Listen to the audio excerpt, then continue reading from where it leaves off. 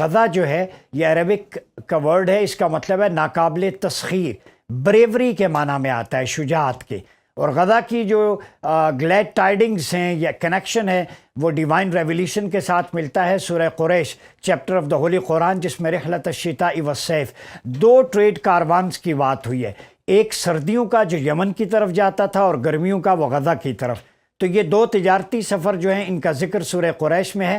تو گویا غزہ کا ٹریڈ کاروان یہ ایک ٹریڈ سینٹر تھا، ہب تھا مسلم ورلڈ کے لیے۔ جب دا گریٹ لیونٹ آپ صلی اللہ علیہ وسلم کے دور میں شام ہوتا تھا، اس وقت غزہ ہب تھا، اکانومک ہب۔ جیسے ہم آج کہتے ہیں کہ کراچی پاکستان کا ہب ہے، غزہ میڈل ایسٹ کا اور مسلم ورلڈ کا اکانومک ہب ہوا کرتا تھا۔ اور حضور کے پردادا ہاشم بن عبد مناف اپنے ٹریڈ کاروانز غزہ لے کے جاتے۔ حضور کے والد سیدنا عبداللہ رضی اللہ تعالیٰ عنہ بھی غزہ گئے، اور ہاشم بن عبد مناف کا مزار اقدس غزہ میں ہے، آج بھی وہاں پہ موجود ہے۔ اسی مناسبت سے غزہ کو غزہ ہاشم بھی کہتے ہیں۔